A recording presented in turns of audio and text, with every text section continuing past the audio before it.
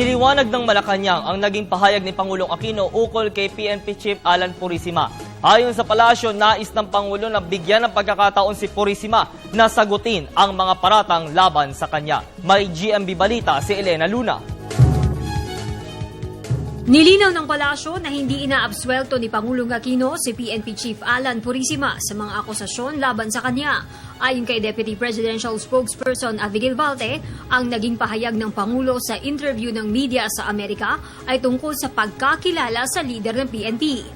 The President was speaking from how he personally knows si General Purisima. Actually, ang sinabi niya, lumabas yung issue, hintayin nating sumagot yung tao.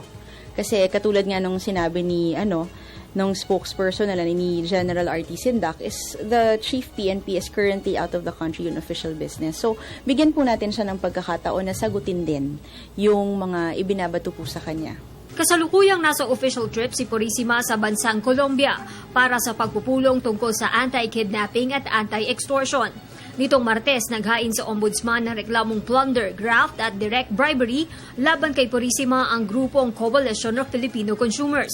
Sa panayam sa Pangulo sa Amerika, sinabi ng punong ehekutibo na nabasa niya ang statement ng PNP spokesman pero gusto rin niyang makita ang complaint. Pero ang sinabi naman po ng Pangulo ay gusto nga rin po niyang makita muna yung mga detalye nung mga complaint.